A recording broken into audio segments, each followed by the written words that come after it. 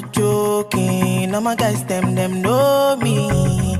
Hello, what's up? Welcome back to my channel. My name is Melissa, and if you're new, please like the video, subscribe, click the notification bell so that whenever I post, you'll be the first to find out. So guys, I just want to notify you all of something that is going on right now, and I'm surprised it's not trending all over. The UK has revoked several visas for several Nigerians, and as we speak, they are about to face deportation. That's if it has not already started. So sometime in October 2023, some Nigerians were found to have been fraudulent in the course of writing their exams. This is it. Some nurses at the center of an investigation into widespread fraud that took place at a test center in Nigeria have been served notice to leave the UK, despite still awaiting the outcomes of their appeal. Letters sent by the Home Office, seen by Nursing Times, have asked nurses to leave the UK as soon as next week after their visas were revoked following fraud allegations by the nursing regulator. Nursing Times reported last year that almost 50 nurses were looking to take the NMC to court, claiming they had unfairly had their registration removed or their application to join the register refused following the fraud investigations. Some nurses described how they had been prematurely fired by their employers and had their visas revoked while they awaited their hearing outcomes. You know that if you want to come to the UK, in most cases, there's always one exam or another that you have to write. Now, for nurses, they have to write the IELTS exam, and after that, they can progress to write CBT. Now, these two exams, they don't necessarily need to write them. In the UK, they can be written in any part of the world. In October 2023, the Nursing and Midwifery Council of the UK suspected malpractice at a center called Unique Technologies Center in Ibadan.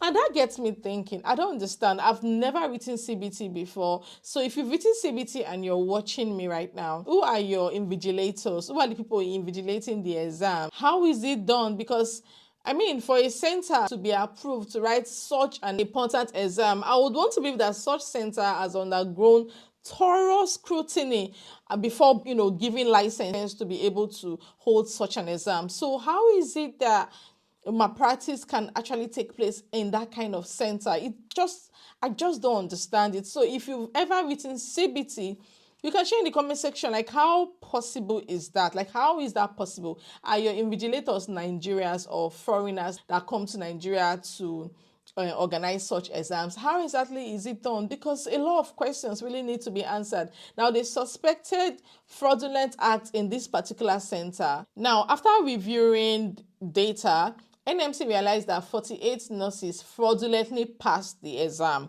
And because of the 48 people, they decided to cancel the result of everyone that wrote their exams in that center, which is a total of 669 nurses. I mean, not everyone gets themselves involved in malpractice. Some persons might go for an exam and realize that, oh, this center is corrupt, and just decide to face it or our work and just do it or our things, submit and go. So why not investigate further instead of just cancelling everyone that has written their exam in that particular center? Because it's just really painful. Now, as a result of this, they declared the result of everybody that wrote CBT in that center invalid. And this happened in October 2023. Now, the affected individuals were set to have their cases, reviewed by an independent panel. And for some reason, it's been delayed. There's been a lot of delays. And they started alleging that they are deliberately delaying the whole process for them. Unfortunately, March 11th, they all received a letter from Home Office revoking their visas. So they've been given a time limit to leave the UK or face deportation. And this is just wonderful. A lot of them have lost their jobs. They had their license suspended since they've not been working. I know what it's like when you are not working in this country. I mean, how do you pay your bills? This is really sad. It is so depressing. Number one, it is so depressing because some persons, like I said, might have passed their exams fairly and still being punished. Secondly, I think delaying the whole process means these people or these affected nurses might be deported without giving a chance to prove their innocence. And thirdly, of course, the scandal is as though the only thing that is on the news, on the international news about us is just terrible and bad things, bad stories about how fraudulent we are, how dishonest we are. Just every single time, there's always one bad news or another, which is really, really sad because this is not only going to dent our image as Nigerians, it's also going to affect people that want to come to the UK from Nigeria, especially nurses. Right now, it is so difficult. We've been on the red list for a very long time. It is so difficult to get a job. I know a couple of people that have been trying to get a job.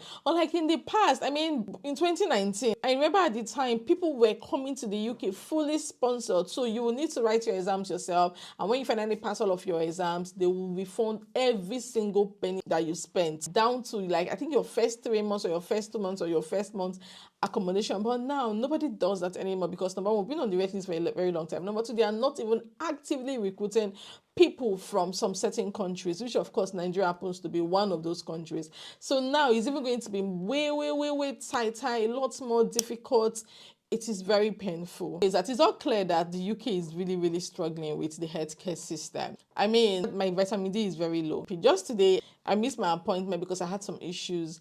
And the next appointment that is available for me is April 22nd. Is it until I die? I had to mention it to the receptionist that I don't understand. Like, you're just you don't want to give me an appointment. Is it until I die? Because I'm very sick. One thing I suffer from in this country is vitamin D deficiency. And if you've ever experienced that, you know how it can be. It feels like severe malaria and typhoid. When it hits you, you can barely even move your body. You can barely stand. It affects all aspects of your life. You can't do a lot of things. You want to do stuff, but you can't do anything. And, they just wave it off as vitamin D deficiency, because I don't think they get to experience this. This is caused by the melanin in our skin, and of course not getting enough sunlight. It is extremely difficult. That tells you how broken the system is. So you can see right now that there's a huge gap, very wide gap, obvious gap, that needs to be filled up in the healthcare system. Now, deporting these nurses and of course not recruiting as much nurses, especially from African countries like Nigeria, is even going to help widen the gap, because Nigerians, we are very hardworking. So in my opinion, I'm not part of the governing bodies, but why don't you just give them a fair hearing? I mean, they've appealed, let the appeal results come out, let there be an outcome of their appeal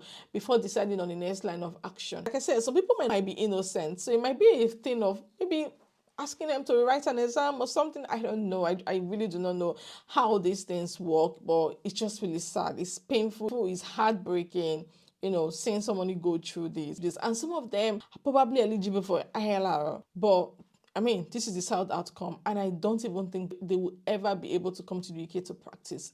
I don't know, is it even going to affect them if they choose to, let's say, go to America, Ireland, or another country to practice? I think that might just be the best option. Don't declare that you've ever worked in the UK.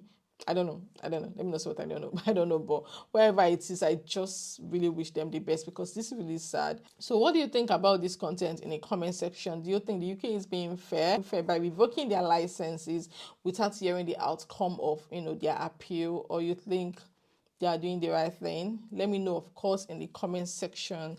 And do you know anyone that is affected? Let me know in the comment section. If you're affected and you're watching me, my heart goes out to you, and I really pray you find a way around this, because it is indeed a really difficult time, which I clearly acknowledge. But I hope you're able to figure things out. So you guys share, of course, your thoughts in the comment section. Thank you so much for watching this video, and I will see you all in my next one. Bye, guys.